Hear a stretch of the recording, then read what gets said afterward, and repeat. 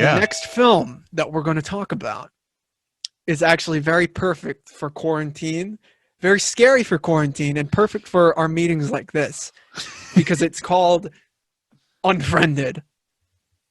From 2014, Oh directed yeah. by this director from the USSR, who was born in what was the USSR, Mm. Levan Gabriadze. I hope I'm pronouncing that right. He worked on very small Russian films, and he also did Hmm. I think, a documentary about this guy named Rezo, who is an artist in Georgia. And the cool thing is, it came out in 2018, and it was a painted film, Mm. similar to Loving Vincent, the Mm. movie where Yes. they painted every frame of it, and it was about Vincent van Gogh. Right. And it's interesting how he went from something like this to something as unique as that, and Right. no Yeah. one's even heard of it. It's insane.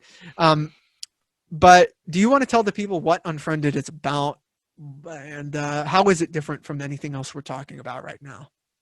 Yeah. Unfriended for me was one of the most surprising horror films I've ever seen. Actually, when I saw the trailer, I was kind of it was off-putting when I saw it, just because I was like, oh, this seems like a gimmick. The way that Right. they're shooting this, it just seems like a gimmick. But when I saw it for what it was, for me, it was very innovative with the way that they used modern technology like video chats to be able to tell a story in a way that felt very realistic. It almost felt like I wasn't watching a movie. That's how impressed I was with Unfriended, especially as a lover of horror. I was like, whoa, this feels new. This feels great. I hope this inspires new movies to be made like this. And eventually that's exactly what happened. If you watch Searching, Searching is another film that also does the same thing, that utilizes the same format. Another recent film that came out this year was actually Host, which I personally didn't like, but I still appreciated the craft behind it into making that story, especially during quarantine. That to me is really inspiring. Making movies that reflect the times. That is really cool to me. Unfriended is essentially about, it's about a group of friends that get together on an online chat, video chatting. On Skype. Yeah, on Skype. They haven't talked to each other for a while. They're catching up, and they're joined by a supernatural force that is actually using the account of their dead friend. That is the premise of the movie, which I absolutely loved. I love this movie, man. To me, it was such a impressive cautionary tale of what lies, what dishonesty, and what sexual assault can lead to Mm-hmm. in a very just impactful way, I think. Right. And I do think the actors that were in this did the best that they possibly could. They really did feel like friends. I love the comedic moments, but I also was kind of in awe of their ability to showcase fear. It's hard to do that, man. It's hard to do that, especially to like a computer, like to Yeah. a computer camera. It is hard to do that. But when things reach the climax in that movie, I got to be honest, I was kind of blown away, and I still am. And I own it in my Blu-ray collection. I think rightfully so. I think I would be doing a disservice to myself, because I honestly loved it. I do think it does contain some of the most compelling. I think it contains the most compelling game of Never Have I Ever that I've ever seen. It was so tense, and it made me sweat. I loved it all throughout. I think has a great message. It it had me scared, and it just felt like extremely realistic. It's crazy because I think the performances are really good, because I doubt there was much of a script when it came to this. I'm sure there was like a template of like, these are your characters and this is what'll happen and you'll be revealed this. And one of the things that I find really interesting about this when it comes to the characters is how, because at first I felt they were flat, especially at the beginning where it's like, oh, these are just a bunch of assholes. But one of the things that I found really fascinating and nuanced were the movements of the main girl, because it's all told from the perspective of the main girl's computer. Yes. So you see her screen, you see her messages, and you see the way she types. And I felt like those little details really told me a lot about who she was, how she felt about Yes. things, how she Yes. communicated with people, and how she was honest and dishonest, because the whole movie is about dishonesty, you Yep. know, Yep. and where that can lead. And I love that you mentioned nuance. That's Yeah. exactly what this movie is. It is nuanced, especially in those moments where she's typing and then she's about to send it and then she'll go back on it, delete it, and then write something else. Those moments like that, I really do feel they really did tell us a story of who these characters were. You know what I mean? And I feel like that's hard to communicate, especially when the whole movie is just on a computer screen. How do you do that? You know, well, I think they showcased it brilliantly. Yeah, I thought it was really intuitive as well. You know, um, how did you feel about the very end? And I mean the very last moment of the film When the computer closes, when the computer closes. Yeah. I loved it because by that end, by the end, I felt like it had reached its climax, and I'm Mhm. like, okay, she's next, and inevitably she was next, and they do it in a way where we don't actually see the way that she dies. It just we see the emotion of terror in her eyes and her weeping and her being kind of cathartic in a way when she's telling the girl, like, I'm sorry for what I did, I'm so sorry. And you feel sympathetic for her for what she did, and what she did was so horrible and should never be done on somebody else. But you can't help but fight the humanity of ourselves to be like, she feels actual guilt and resentment, and she deserves a second chance. So when she dies, it's like it is heartbreaking. And like I said, it is a cautionary tale. So it's like you got to be mindful of the choices that you make to not only strangers, but most importantly, people who are supposed to be your friends. Right. You know, I got to say that for me, what didn't really work for the movie was the idea and how it was confirmed that the force of this whole thing was it was a computer, or not a computer, it was a ghost, you know. For Mhm. me, I felt that was it just didn't make too much sense in okay, a ghost can get into my computer and type and shit and then appear.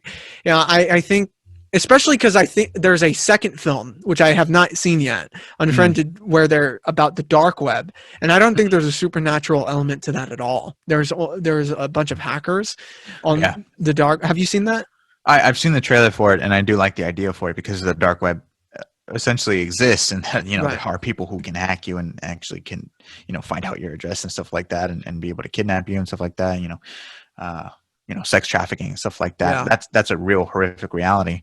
But I think the reason why the supernatural force worked for me in Hmm. the digital space is because I hadn't really seen that before, and for me, it feels really personal. Us on our laptops, for something to be able to access our information, our truth, Yeah. and to be able to cause uh, calamity between real friendships, Right. that to me is pretty scary, and it gets on a personal level where I feel like, well, why wouldn't a ghost or a demonic force be able to do that? If demonic forces can be able to, take over bodies, and for me, it wasn't too far of a stretch to be able to see that this demonic entity can be able to take over this virtual space. Right. I mean, for me, it's a bit of a stretch just because spirituality and technology have been are usually far apart. But Mm-hmm. maybe if I give it another watch, maybe if I watch the sequel, I might appreciate what they did in the first film more. Mm, You mm, know, mm. because I Yeah, actually do want to watch that sequel. I find that to be a very interesting concept. yeah, yeah. Going into dark web. And the thing about Unfriended too, what I almost preferred more so than the horrific element was actually the dramatic element about it.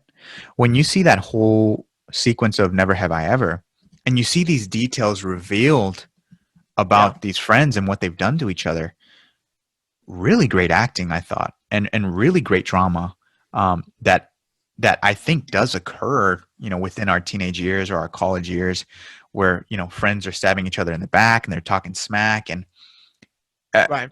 I was very invested with that aspect of the story.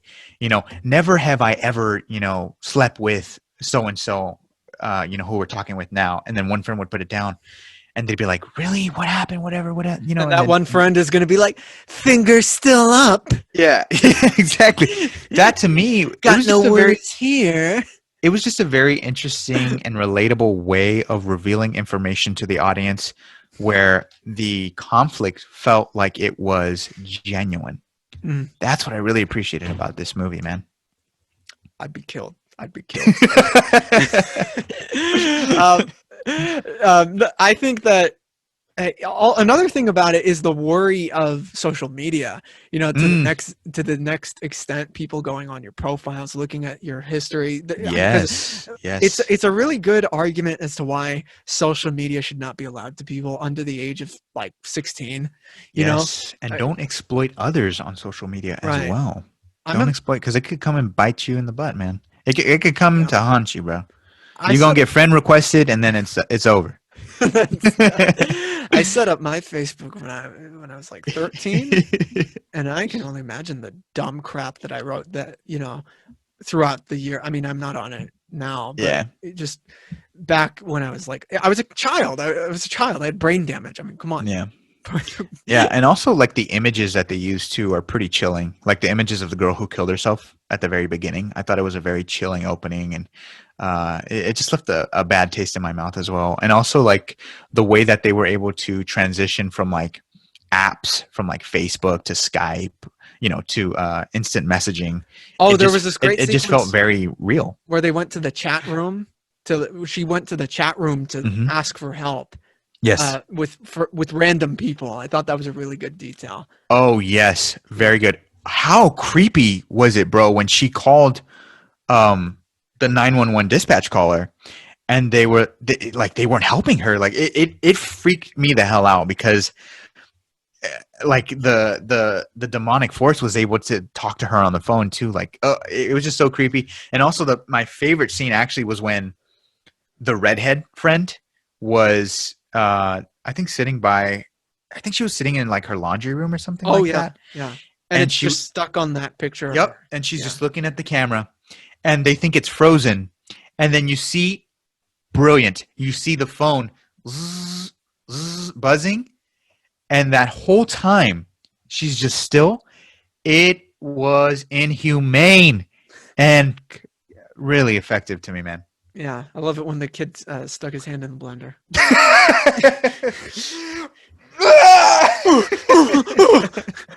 I was never using this. It's not even plugged in.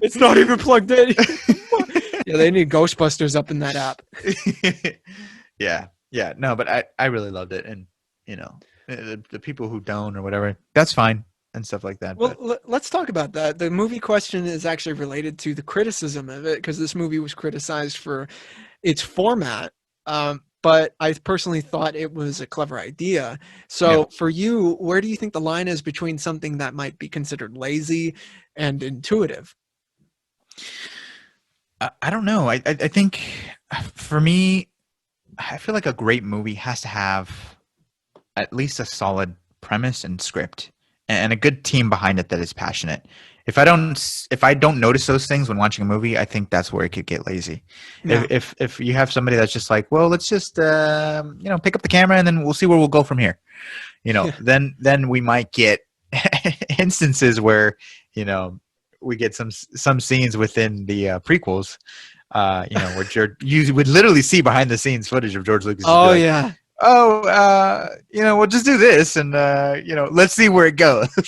Sometimes I forget to say cut. So why don't you just step in those moments? Yeah, I feel like we're never gonna beat Titanic. I feel like it's those moments where it's like, okay, I noticed that no thought or passion was behind this. Although I do love the prequels, don't get me wrong on that. But the behind the scenes footage, you can't argue that. Jar Jar's the key to all this. You can't argue that George Lucas was kind of like. No, you can't.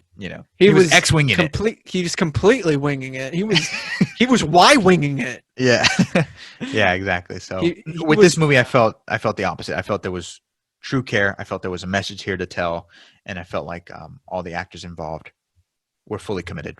Well, I know a lot of people, when it came to the prequels, they felt like the Ghost did in Unfriended. Like they wish they could have done that shit to George Lucas. Like typing on his Skype. We know what you did. We saw it. We know what you did. We saw with the Jar Jar. I think that over time, even with something like the prequels, even though I don't really agree with it, things become more appreciated as time sets, and you see the intuition behind certain projects. Like I think Unfriended, as more films come from the director, and more of his artistry takes place Yeah. of his career, Yep. takes play in his career. I think Unfriended will be looked back on as, oh man, we kind of didn't give that a chance. We thought, because Unfriended came out in the height of a lot of the found footage films, and a lot of those movies sucked. Yeah. A lot of those movies were just gimmicky. And here's another one. It's like, oh, it's on the laptop. What? Yeah.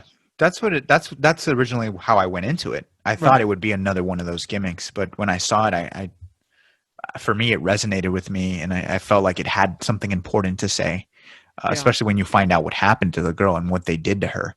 Like that to me, I was like, okay, this is something that I think is a mandatory watch, and I also love it when characters are actually they use their they use they actually use their mind in horror movies. Right. Like they have a conscience. They're not just you know making stupid decisions. I love Yeah. it As James because Siskel said, one moment you're really smart, in the third act you become dumb.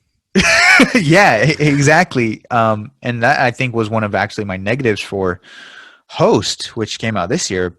I mean, I'm watching it and I'm like, this premise is really just, I cannot get on board with this premise. You know what I mean? Like, it was ridiculous. But with this, you had an unnatural force that was laid upon them as a consequence to their behavior. In Host, you have the characters seeking out, just uh, demons and stuff like that. It's like, why? Like, why? Don't Yeah. put yourself in that situation. Otherwise, I'm just like, I mean, you're gonna get what's coming because that's exactly what you asked for. It's funny that you bring that up, the smart character within a horrific situation. I want to recommend a web series that has been on for years at this point, Mhm. which does this, where it's a pseudo walkthrough of Mhm. Half-Life, the game, Mhm. Half-Life, the series. And it's called Freeman's Mind. And I watched it when it premiered on Machinima back in the Mhm. day, a decade ago at this point. I mean, crazy. Um, where it's so Half-Life, the game, PC game, you're a theoretical physicist in this Black Mesa facility where you're, doing all these experiments about, string theory and all that shit, and you accidentally cause an alien invasion because of it, and it Mhm. becomes into this first-person shooter horrific. It's a horror game for all intents and purposes. You go through the facility, you're fighting zombies, there are dead people everywhere, but your character is silent. Gordon Freeman is the guy. He doesn't say anything. This guy named Ross Scott on YouTube did videos where he dubbed the game as Gordon Freeman, his character. He added a voice in the Mhm. game, like he was playing the character, commenting on everything that was going on. And he's obviously very intelligent, and he's calling out the horrific stuff, and he's slowly losing his mind as the game goes on because he's just dealing Mhm. with all this traumatic stuff. And it's hilarious, it's smart, it's still going on with Half-Life 2. I mean, this has been going on for over a decade at this point, and it takes a long time because there's a lot of effort within every single episode. I recommend it to everyone because I need more. I was thinking about this. I need more characters like that within the actual horror genre. Yeah. Characters who will call out and get angry that they are in a horror movie. You know what I mean? Yeah. Like, Characters who have it together. And the thing is, yeah, sometimes, I mean, having a character that doesn't really know what to do in a horrific situation doesn't make or break a movie for me. It gets tiring when we have, an abundance of characters within one movie who just keep making, ignorant decisions. And it's just like, it makes the narrative less interesting and the unless it's a cabin stakes, in the woods. unless it's Cabin in the Woods. Exactly. Exactly. uh, Actually, Angel, I'll be very quick with this until we move on to our next one. This was the movie that I was thinking that we were kind of disagreeing on when it comes to the movie viewing experience. I feel like this is the movie that's perfect to watch at home. You know, a movie like this, I wouldn't go watch in the theater because I think watching it on your computer monitor is so much more effective. It makes it more real. It's like as if you're actually there in this chat room. You're looking at it on your computer. It's the screen is a computer screen. How do you? I know you watched this in the theater. Yeah. So how do you think that experience differs? Do you think that watching it in the theater is more effective than it would be actually trying to put yourself in that situation? Yeah, I do. I do because the sound is made for the theater. The sound Right. design is made for the theater.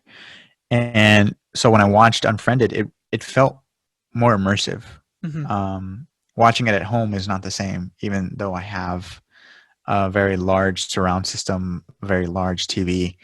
It's just not the same for me. And I can back that up because I actually saw Host, which came out this year, on a horror app on my girlfriend's computer on Shudder. We watched Yeah. Host, and I think a part of why my experience was kind of bland was because we were watching it on a computer screen, and rather than thinking I'm watching a movie, it really felt like I was just on a Zoom call that was boring.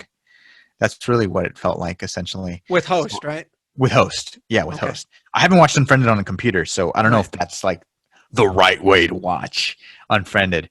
But from my experience, I really do feel the movie theater experience will always be better. Like I said before, I can't think of one movie, whether it be a blockbuster, whether it be a horror, a western, an indie film. I can't think of one movie that has been superior at home, unless it's with like I got to tell you, when me and you and my brother watched Lord of the Rings, all three, for me, that is my favorite experience of watching those movies. But just wait. But just wait until we watch it in theaters. I Right. guarantee you, when they re-release them next year, within these next 3 years, it's going to be life-changing because Oh, I I don't remember agree. I don't remember watching them in theaters. I was too young. I didn't watch them in Right. theaters. Yeah. You know, I've only watched them at home. But the reason why, when me and you, my brother, watched them pre-COVID, the reason why it's my favorite is because, one, I was with people I cared about. Mm-hmm. Two, I was with people who care about cinema as much as I do. And three, the movies are godlike. And also four, Yeah. that surround system though, when watching it. I mean, Remember you're saying you're watching it at home, but it's a second theater. yeah. It's a second theater. You invested in that. Yeah. Talking pretty about, much. oh, I was just, on the TV right over there. You bring up the sound, which I think is a very important part. And the reason why I would actually back that up with what I'm saying about like watching it on a computer is because watching it in my room, like with curtains shut and everything, and and I full screened it. So it's not just like the way we have like our Google Chrome, just a part of it in the way that it is in the film. I full screened it. So Right. you get the illusion that you're actually a part of it. And the reason for me that I think the sound actually does apply well if you're watching it like on a like my laptop right here is because there are points where the movie buffers, the characters buffer because of their connection. And I'm not sure whether that's the movie or my actual internet connection. And it actually gets me feeling tense, it's like, oh shit, something's going, it's like a similar feeling to like, in terms of atmosphere, this movie creates atmosphere at home in real life in ways that other movies just don't. Yeah, I can definitely see your point in that because you just buffered right there. You just buffered right there. We know it's on a computer screen, so probably watching it in theater, maybe it takes you out much more than it would on your computer screen. Mm-hmm. Whereas on your computer screen, it feels like kind of virtual reality in a way because you're like actually interacting with the movie and you're like, wait, is my computer buffering or not? Or am I just watching it? And it just adds to your anxiety. But no, I mean, I felt all that while watching it in a movie theater. And for me, that's just the way that That's the way it is. That's just the way it is. Well, first of all, how dare you bring up Lord of the Rings? Okay, those movies are meant for the big screen. Okay, those movies are meant for the big screen. Okay. Not Blue every Valentine. All right, an independent film with Ryan Gosling. Blue Valentine. Not every movie is made for the big screen, though. I just don't think. I don't think this one is. I Then think they're made for TV movies, are they not? or computers. Or computers, yeah. But every movie Right. is superior on a big screen, I think. I honestly think that. I feel like any movie that anybody throws at me, I guarantee, I promise. I mean, because I've lived it. I've lived it. Wizard of Oz on the big Yeah, I screen. know. Remember that? Dear Absolutely. God, dear But actual God. you're talking about these very big, visceral, cinema and life changing films like Lord of the Rings and Wizard of Oz, which they depend on the scale of it. That like they're making those for the big screen and the projectors, whereas I feel like Unfriended, it was made for computers.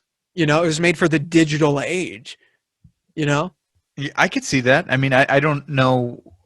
I haven't seen interviews with the director. I don't know if he was Right. like, yes, I made this for computers, but he could have that same mentality as Nolan where he's like, I make films with film, celluloid, 70 millimeter IMAX. You need to see it on this, with the 1:4:3:1 aspect ratio. That's what I make it. That's how I make my movies. I don't know if he thought about it that way, I but doubt it because he didn't do any of that for this film. He used, yeah, he used screen record. yeah, he did use screen record. QuickTime made his movie. No, but I'm saying like it doesn't just need to be blockbusters that are made for big screens to be like that. Right. I can watch a movie like a Lion on a big screen, which I did, and it Yes. made me freaking bawl my eyes out. See, you're bringing up movies with beautiful cinematography that need to be witnessed on. I mean, that's not what Unfriended is. Okay, how about feel like Unfriended- something like The Hangover, if you want something like The Hangover? Watch it on the big screen. No, Angel, stop. Come on, Angel. The Watching with the Hangover collective 2 and 3. is a circus. Oh, 2 and 3. No, I'm not talking about 2 and 3. I'm talking about the first one. You are justifying the existence of 2 and 3 by bringing up the first film. Or Ace Ventura. Watch a movie like Ace Ventura. If you watch that in theaters with the crowd, you'll never forget. I'll have to. I will have to. You'll be crying. You'll be crying. You'll be crying. I'll have to. Hearing other people laugh is infectious. Hearing other people scream also puts you on edge. That's why horror movies and comedies, and pretty much any movie that you watch, I always think that the experience is elevated with an audience. Okay, well, let's say we're talking. Okay, let me put this in our discussion. The put any movie in there.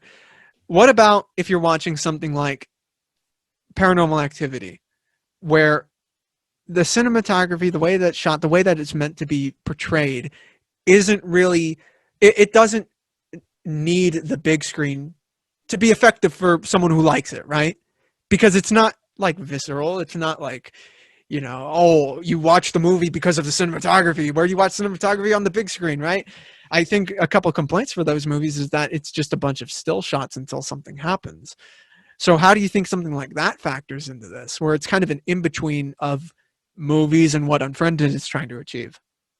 I think you can say that. I think you can say what's the point of any movie being in a movie theater or shown on a big screen? But the thing is, the aspect of the movie theater, Right. of the large format screen, the surround sound, that is a crucial part of finishing that sentence of movie magic. It's just a part of it. It always will be. So if you watch something like Paranormal Activity, although it can be effective at home, it will be more effective in theaters. It just will be. Do you think that's due to the size of the picture? Because it's it could be giant, over empowering. Oh yeah, it could be due to the size of the screen. It could be due to the volume of the sound. Like you are encapsulated by this entire movie. At home, you watch a movie. At a movie theater, you are experiencing this damn movie. Like you are consumed by it. You are at home. You can be distracted. You can be on your phone. You can be walking around. You can be cooking. You can have something, playing in the background with music. You can have people messing around. In a movie theater, you're there. You are in that film. I can't imagine watching. Imagine watching something like, let's see, what's a good small Tenet. film? 1917. 1917. Oh man, in 1917, And I No, recently watched that's that too, man. Oh that is man, a type of movie you would watch in the theater. That's the type of movie I watched in the theater. absolutely. But Absolutely. but but I, on God, would refuse to watch a movie like something with Robert Pattinson, Good Time, Safdie Brothers. I Mhm. would refuse to watch that first at home before seeing it in a movie theater. I would never have it the other way.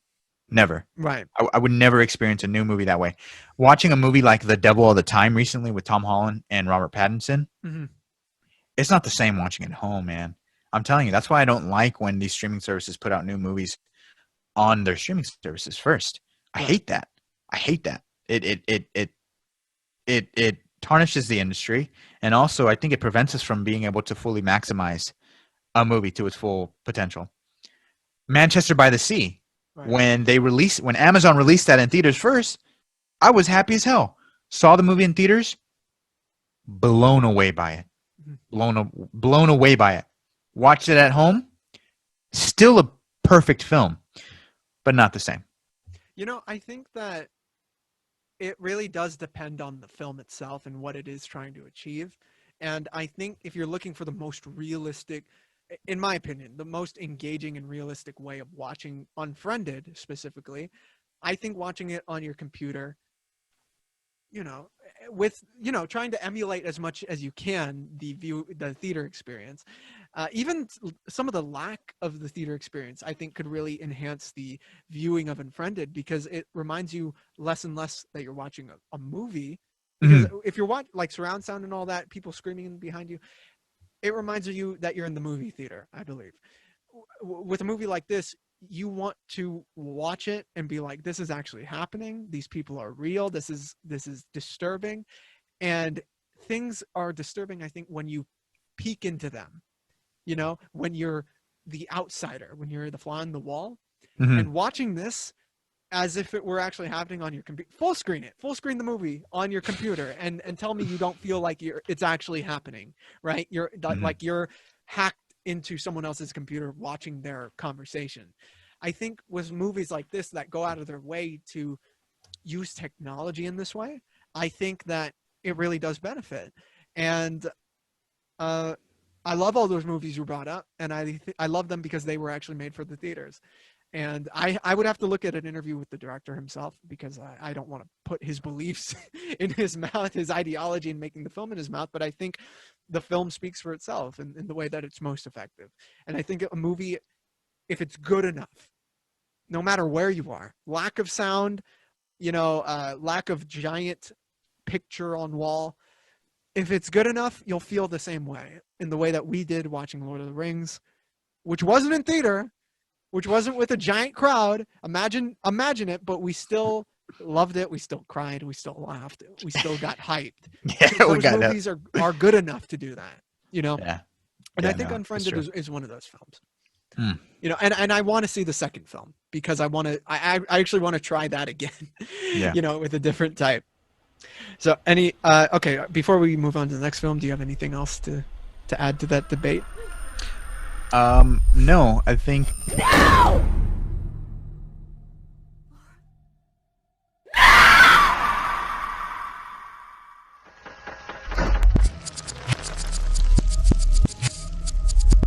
The GOAT Podcast is proof you don't have to look any further for movie news, reviews, trailer reactions, or special discussions. Subscribe, get notified about what's going on, and I promise you'll be entertained by our daily content on YouTube. If you want more, we're on Twitter at GOAT Film Podcast, Instagram The GOAT Podcast, and the GOAT Movie Group on Facebook. Get connected with us, see what's happening, and make sure to love it while you're doing so.